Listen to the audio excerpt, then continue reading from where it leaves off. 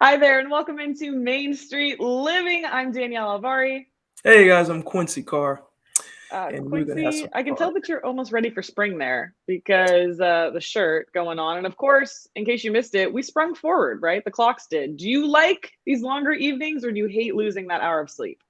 I'll be completely honest, it never really matters until it's time to wake up in the morning. So every Like, day, it yeah, just it matters every really day. it really doesn't matter until you know that you're either gonna lose an hour of sleep or you're gonna gain an hour of sleep. And then there's some people like when I would be in my club days, and you're out at the club and 2 o'clock a.m. hits and you get an extra hour. So, but I don't club anymore. So yeah, it I don't. did not think this conversation was gonna go to Quincy's club days. It I just mean, totally took a turn. I got down a little bit back in the day, and that was my only move too. Yeah, but Am I the only one that like, gets anxiety too about the clocks changing? Like I'm worried. I'm like, is it going to change? Even though our phones do it now overnight, but I'm just like, is it going to change? yeah. Well, you know what's funny is that it does it when I do the cruise ships and we Yeah. sail to different time zones.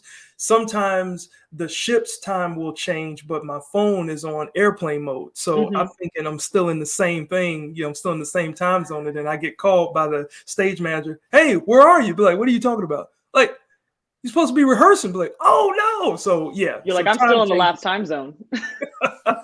Yeah, we don't want to lose any track of time on this show because we do have a great show for you guys lined up today. We're dancing to the dome with the NCAA tournament talk there, and we're understanding the game of rugby, but also Danielle, how to protect our heads against injuries in sports. Yes, and I'm so glad you brought up the sports because I'm so excited for March Madness. I'm also excited because, of course, Women's History Month, we're going to get to hear from some incredible female entrepreneurs. But first, Quincy, it is time to unleash your inner goddess. Are you ready? I didn't know I had that. Okay, well, ready or not, that's coming up on Main Street Living.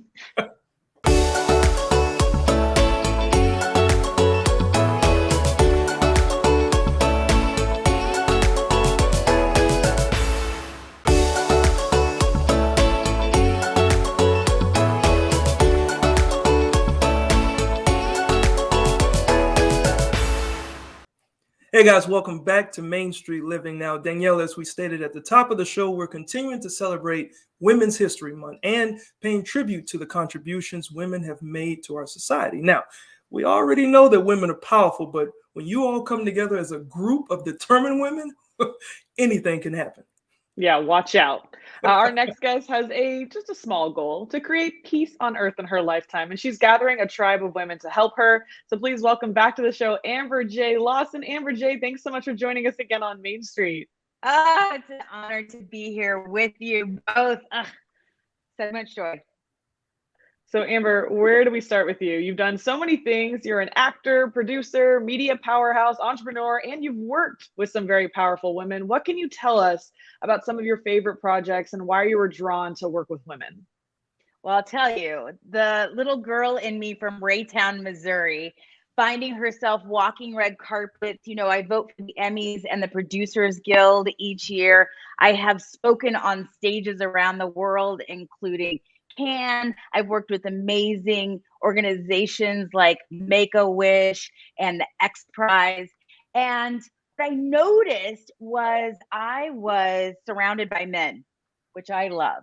However, I I was doing it like a man. I was comparing my success to what a man is in the world. And I was doing. And I felt like there was something missing. So I went on this journey to figure out, how do I fill this hole? I had all the things. Why do I feel like something's missing? Mhm. So I went on this journey, this exploration, and what I found was vulnerability, was opening my heart and being seen. And this is something I just wasn't taught. No fault of my family, my parents, my upbringing, my community, my culture, but that just wasn't how I was raised. And when I got access to it, I was like, I got to get this for all the women. All the women get to have this in their lives immediately, because what opened up is connection, depth, being seen and felt and heard. And I just wanted to bring everyone along with me. Yeah, well, you've definitely done a lot of that. In fact, you started something called Comedy Gives Back, which supports various charities over the years. And during the pandemic, it shifted to supporting comedians like myself who were unable to work. So, first of all, thank you so much. I do appreciate the assistance as well as many other comics. Why do you put so much focus on giving back? So, first of all, I believe why Comedy Gives Back matters is we get to support our truth tellers, and comedians they're the ones that give us our medicine with a little sugar. And we need to support our storytellers. And there was nothing, if you're not in SAG-AFTRA or one of the unions, then there's nobody there. So that's what we're creating for the comedy community through Comedy Gives Back.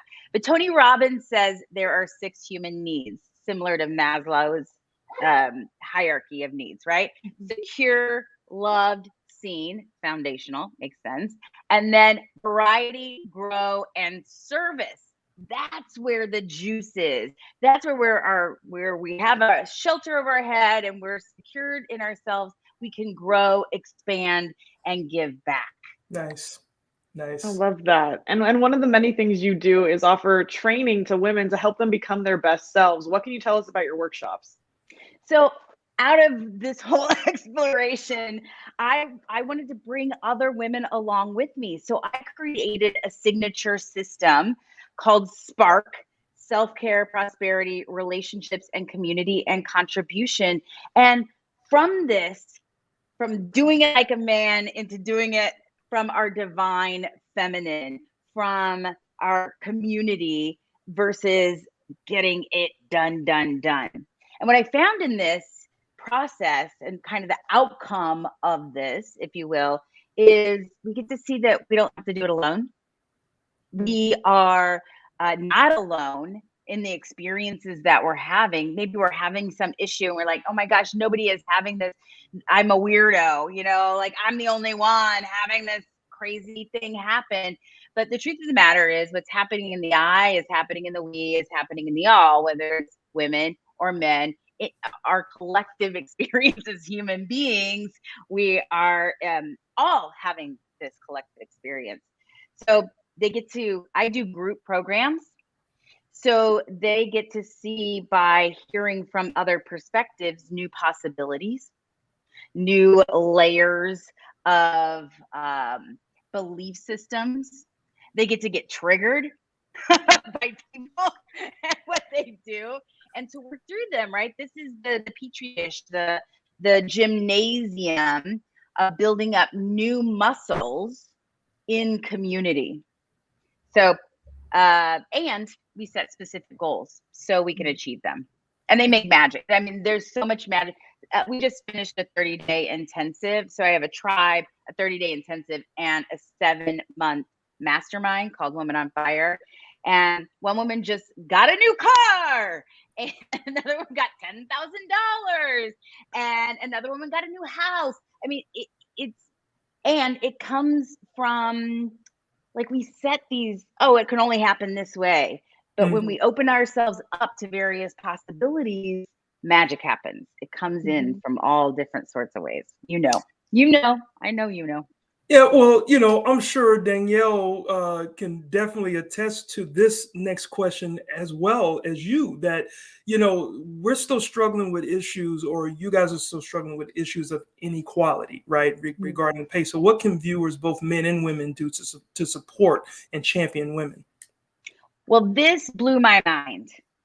And it's very simple and is like oh my gosh, how come I didn't think of this? So the divine feminine, the feminine in all of us, craves community, wants to bring us together, pool our resources.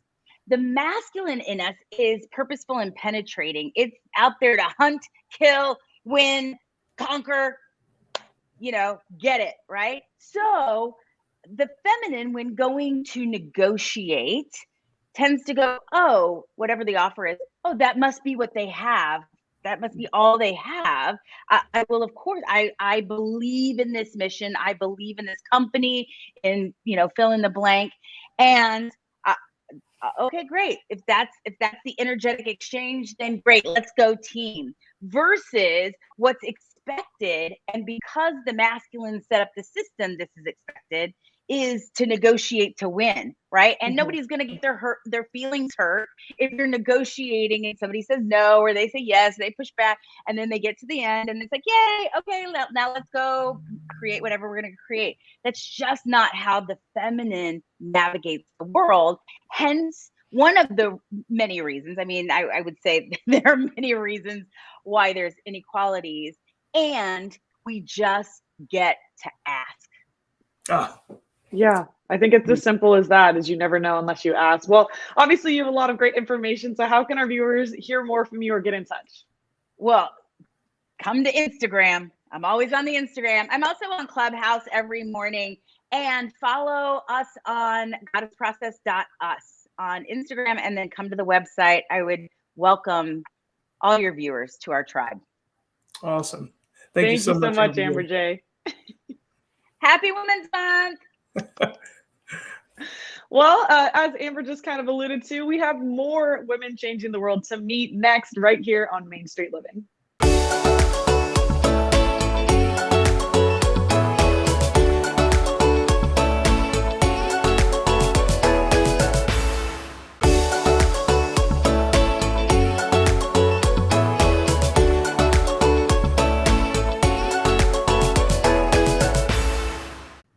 Welcome back into Main Street Living. Quincy, I don't know if a lot of our viewers know this, but you had a goal to start your own business by the time you were 35, and you actually beat that by a couple of years. And it inspires me. I want to start a business one day as well.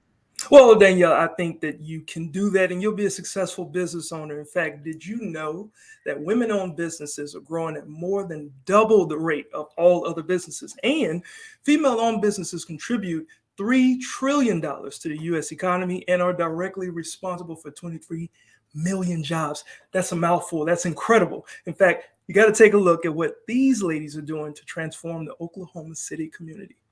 I am Brittany, and I'm the owner of Spiked, a coffee concept. Spiked Coffee is a coffee cocktail bar. We're actually the first in Oklahoma City. Almost anything you can order at Starbucks, you can get it here. The only difference is you have the option to spike it. Some people like vodka, some people like whiskey, some people like Kahlua, but whatever it is, we have it. COVID definitely identified the need for more Black coffee in Oklahoma City. Currently, there are only 2 other Black-owned coffee shops in Oklahoma City, and we are the only one that's kind of like in the main hub of the east side. And so my whole goal was to provide this side of town with opportunities that were not available prior to 2020. My name is Kaya Pennington. I'm a partner here at Kindred Spirits. Kindred Spirits is a bar located in East Point. What inspired me was actually creating a space after my previous restaurant that I had in Deep Deuce called Urban Roots. I grew up in Northeast Oklahoma City. I'm actually 3rd generation Northeast Oklahoma City resident. And I've traveled this corridor basically every day of my life, and it's looked the same way. So it was really exciting to have an opportunity to be a part of the first retail development to happen in my lifetime on 23rd Street. Female entrepreneurship is important for us as women to be able to mold and mentor the next generation of young girls, because they have to see themselves in these spaces too. It helps them to know that these possibilities are open and opportunities are available for them as well. It's great to be a part of this collection of women. We are all really good friends and have developed a really great working relationship that I think is really going to help East Point thrive long term. That's important also when you're in business, that you find a way to work together and to support each other. This East Point development has been instrumental in helping to rebuild our northeast quadrant of Oklahoma City. Traditionally, when you look at gentrification, it's not done by people in your community. We are making changes. When you have the business owners that have been a part of the community before and continue to stay a part of the community, and then you have their generations of children and family members coming back and being a part of the growth, that's how you see the importance of these particular parts of our community and the revitalization thrive. It gives the younger generation an opportunity to see older people reinvesting in their neighborhood, not just in a commerce way, but in service. We are all working to create a healthier community for our generation and the next. This is now a destination, and that's the most beautiful thing and what makes me most proud of this community. If you're passionate about it, if you love what you're doing, don't let anyone discourage you from following your passion and your dreams.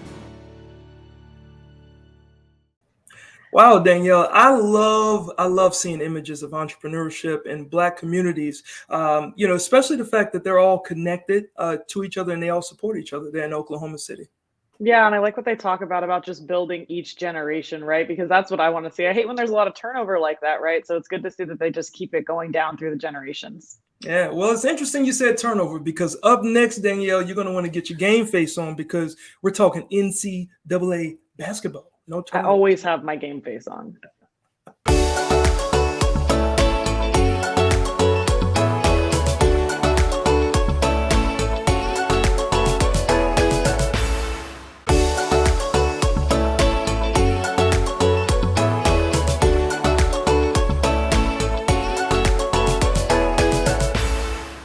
Welcome back into Main Street Living, Quincy. As we've been talking about extensively, it is March, which means the madness has arrived and your view is getting in on the action.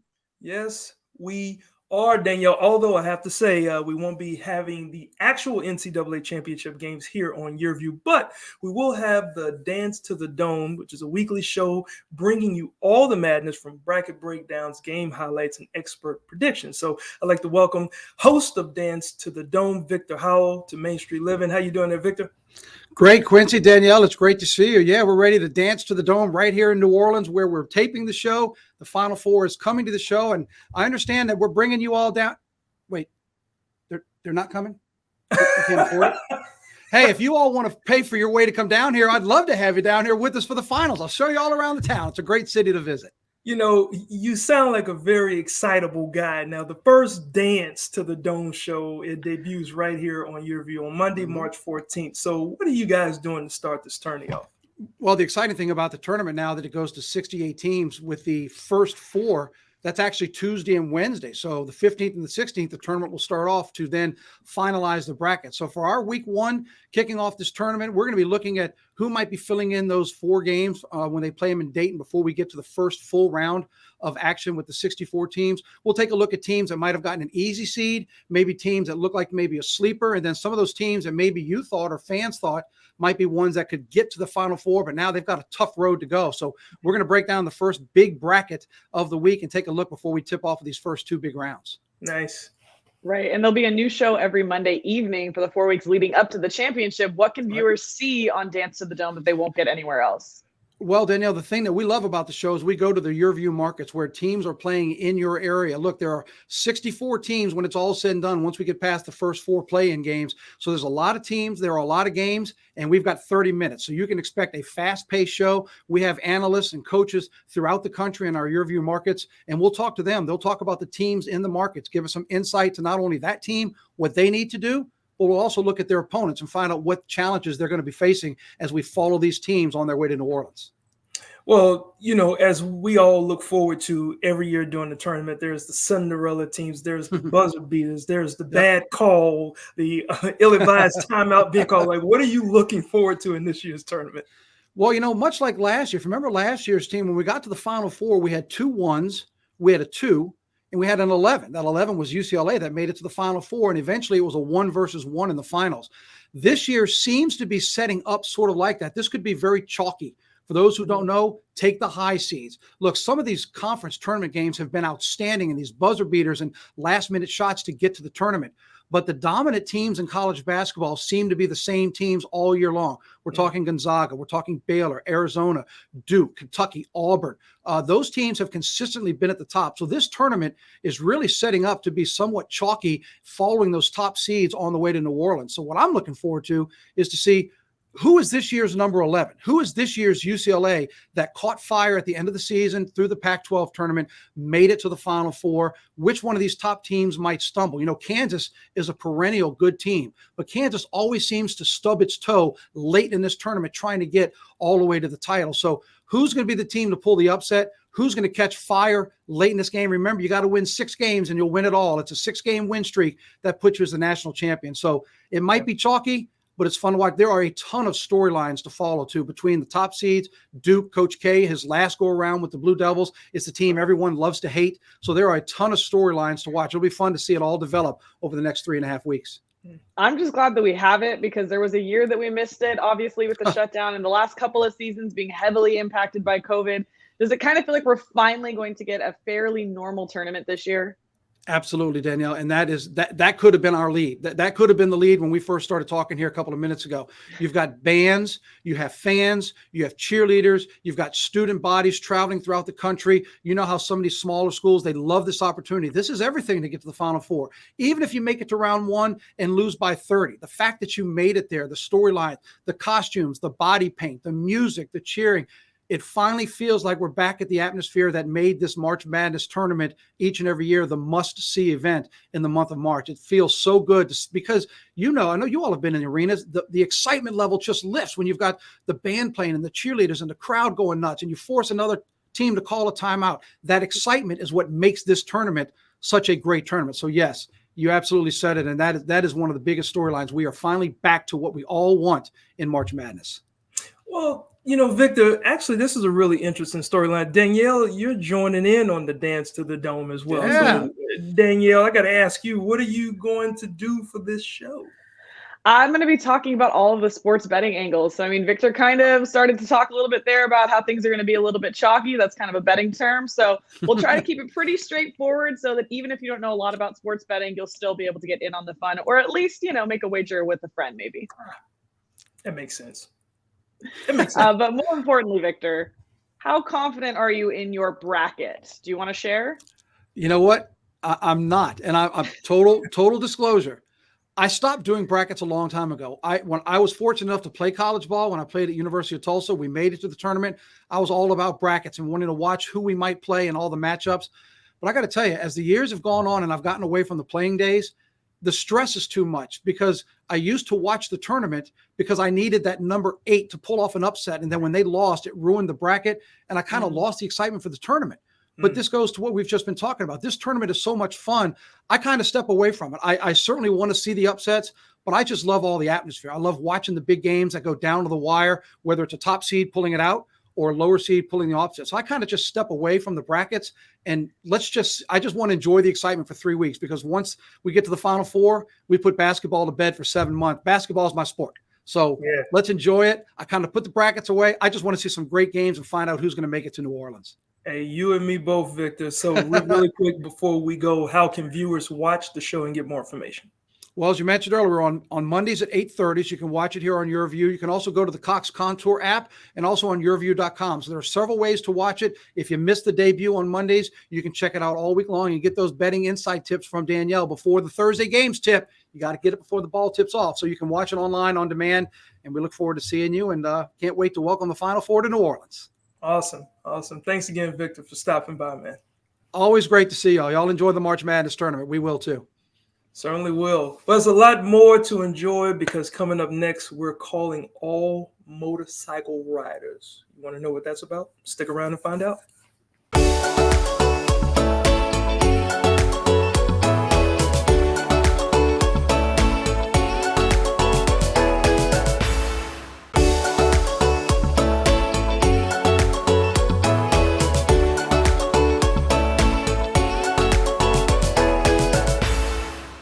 Welcome back into Main Street Living. If you've ever been injured in an accident, you know how important it is to have an expert by your side as you go through this process of dealing with the insurance companies.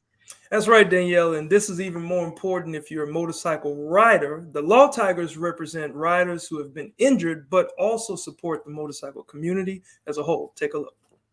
The Law Tigers is an organization comprised of law firms throughout the country that support injured riders.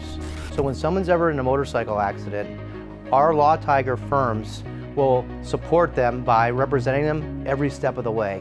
Essentially what we do is we're a guide, a resource to injured motorcycle riders and their families to help them get the compensation they deserve, their motorcycle repaired or replaced, and essentially take care of them so that we can get them either back on a bike or back to as much semblance of normal as possible every step of the way.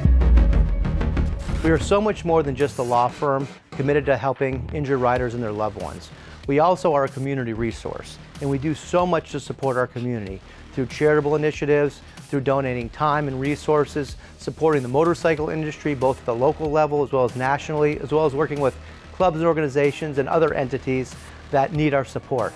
We're a big advocate for safety and awareness. We educate riders on proper insurance, on how to prep their bike before they go for a ride, what precautions to take when they are riding to help minimize the chances of getting in an accident. Because quite frankly, we don't want to see anyone get hurt, but if they do, we're there to help them out. We're here at Bagger Nation. They're part of a sponsor for Arizona Bike Week 2022. Paul's doing a lot for Arizona Bike Week. He's been a longtime partner of Law Tigers here in Arizona. He's built multiple bikes for our owner and other contests. And Paul has one of the best reputations in the motorcycle industry, and we love to be partners with people like that. And it gives us credence to what we do as Law Tigers to have great partners like Paul. To give us items for our contest. It's nice to see people giving back to our community. For the Arizona Bike Week sweepstakes, I am putting up a set of our original monkey bars, any style, any size, any color you want. They're an iconic handlebar in our industry. It's an original design that we created about 15 years ago, and it's the #1 selling motorcycle handlebar for the V-twin aftermarket in the world. Arizona Bike Week 2022 contest includes a fat scooter valued at over $3,400, a pair of Paul Yaffe Bagger Nation monkey bars valued at up to $600, an Arizona Bike Week hot leather swag bag where you can get some cool Arizona Bike Week merchandise valued at $200, and then this really cool VIP package where you're going to get, for 2 people, all access to the concerts, to the vendors, and then one thing to top it off that we're going to provide beyond all this is $1,500 in travel credit and hotel credit that you can use so that you can get here and enjoy yourself. So all in all, this package is worth well over $6,000. If you're interested in signing up for this amazing Arizona Bike Week 2022 Law Tigers sweepstakes, visit lawtigersbikeweek.com. Wow, Danielle, I don't know if you knew this, but your boy is a motorcycle helmet owner. Okay. Yeah. Sponsored by the Law Tigers here at Hampton Roads. Actually took a safety riding course. I got my endorsement that's on my license to say I can own a bicycle. Well, a motorcycle, right? Maybe my wife won't let me. Either way, make sure that you're using this and you're being safe for the 2022 Arizona Bike Week. Yeah, we don't want you to have to go to lawtigers.com where you can find more information about them. Hopefully Quincy doesn't need to head to that website anytime soon. Yeah. I don't think I want to head to that website, but where we will head to up next is back to sports. It's time you got to know rugby, Danielle. We got that and much more after the break.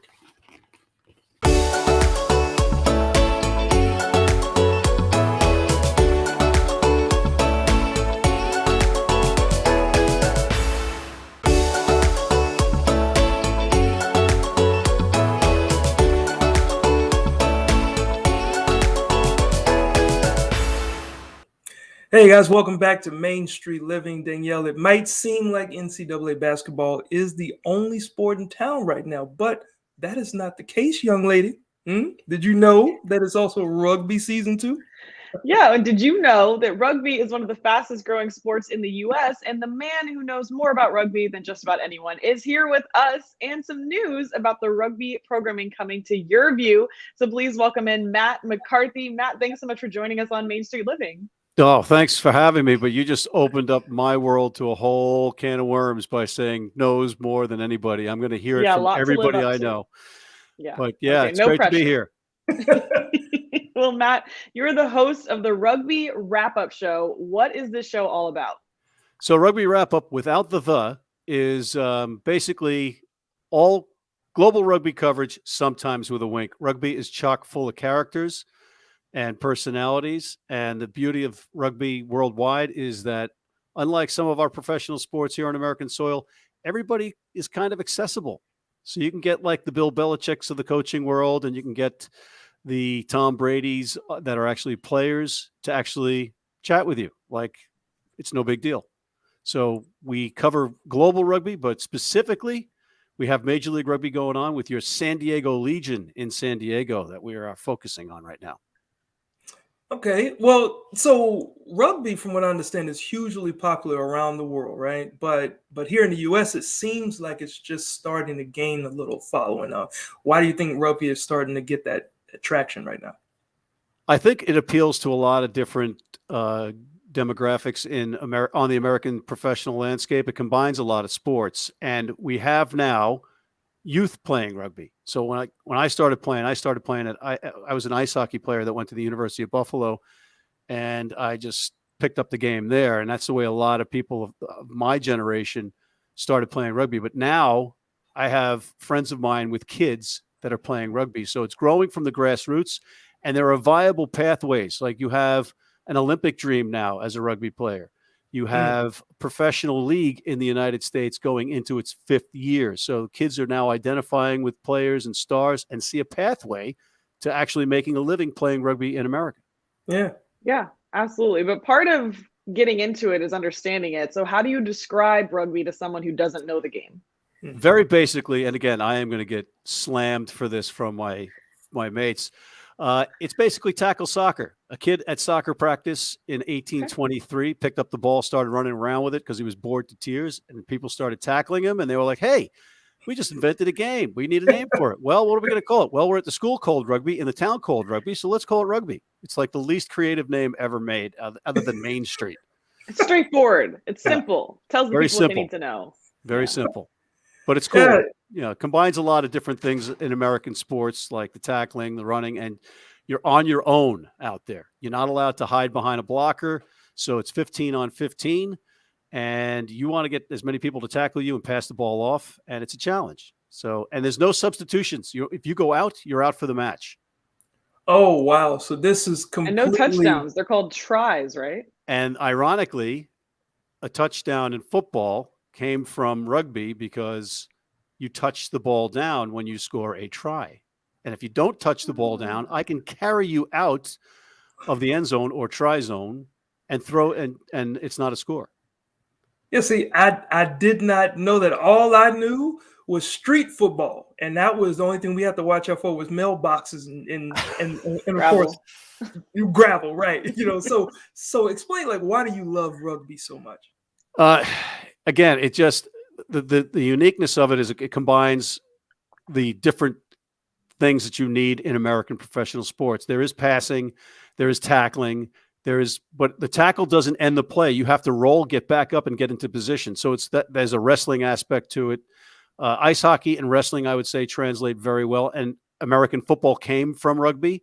But the thing is, you want to last the 80 minutes. There's no better feeling in the world coming off a rugby pitch under your own volition after 80 minutes, specifically if you've won. And the big difference is the host team has to take the visiting team out for dinner and maybe drinks, depending on your age.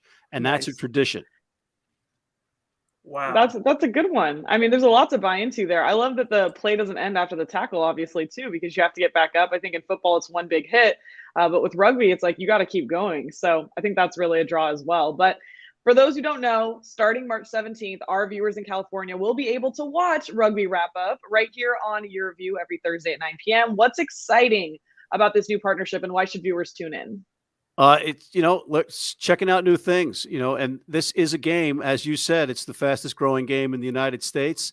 There's no hiding behind commercials. It's 80 minutes of action. I think the average NFL game has 17 and a half minutes of action, but rugby is all action. There are no commercial breaks. There's no timeouts. There's no substituting back and forth. It's something that the American fan can embrace. Wow. Well, I don't know if I would ever qualify to be a rugby player because I have asthma, so I have to take breaks. We can handle that. Come on, Quincy. Come on. Bring an inhaler. We'll call you the Q. We'll get you on the pitch. You'll be fine. Get an inhaler. Get back in the game. All right. Well, where can viewers find more on your website? Well, viewers can find more on your website, but what's that website and what will they find? It's rugbywrapup.com. Again, we are global rugby coverage, sometimes with a wink, but if it's about rugby, you can find it on rugbywrapup.com, or I can tell you where to find it. Matt McCarthy, the expert that we promised. He was here. Thank you so much to Matt. Thank you. Thanks, Matt. All right. Well, it's all this rugby talk, it's got me all amped up. But the things we have to remember too when we're playing sports is how to protect our brain. So we're going to talk about that next on Main Street Living.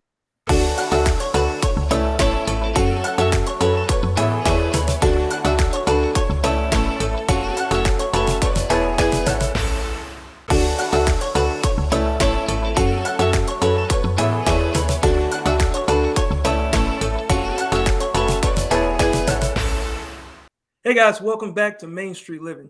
You know, Danielle, most of us think of March as Women's History Month, and it is, but March is also Brain Injury Awareness Month too. That's true. Concussions and brain injuries, especially in sports, have received more attention over the past few years, as they should. And we're realizing how important it is to protect your noggin. After all, our brains are pretty important. Check this out.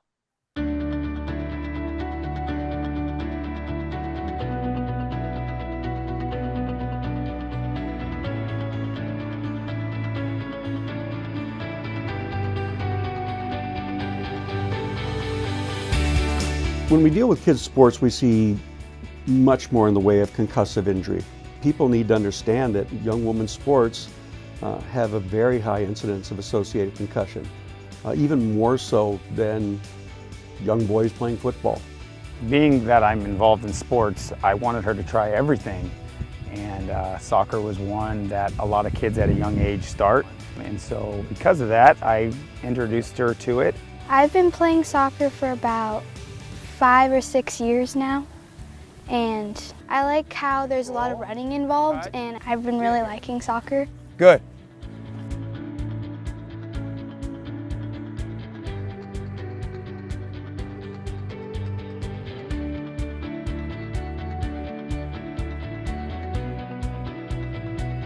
So the first thing is to remove somebody from play.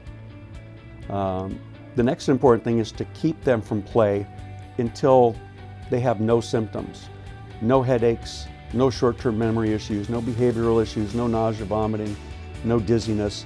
Everything has to be at baseline before you even think of returning them to play. You're always worried as a parent. Anything, I'm worried if she rolls her ankle, but her head especially with the concussions and the brain swelling is a scary thing. So I just try to tell her to learn how to use her body a little bit better than leading with her head.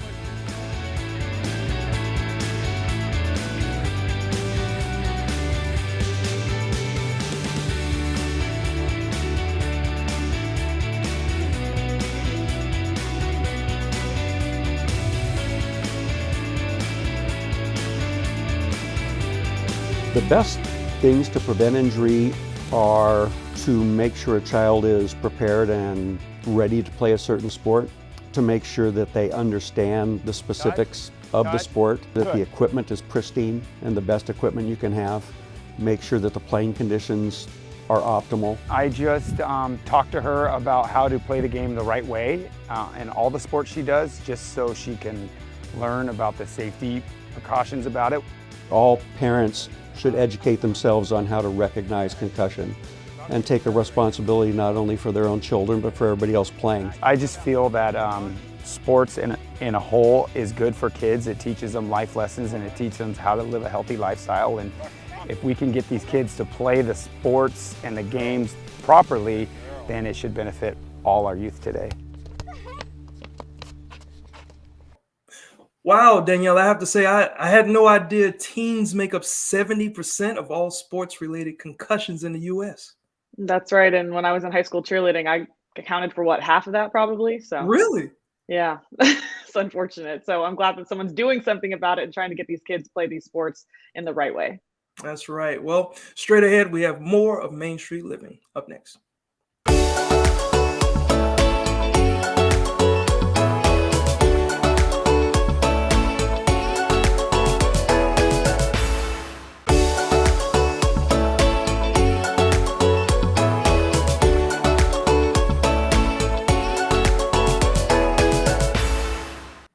Welcome back into Main Street Living one last time. Quincy, March Madness. I'm very excited, as you know, but I don't even know, which team are you cheering for? What's your college team that you cheer for in this? Any team in Texas, I'll be honest. Just, I mean, Okay. like the Texas Longhorns. A little Baylor action, maybe?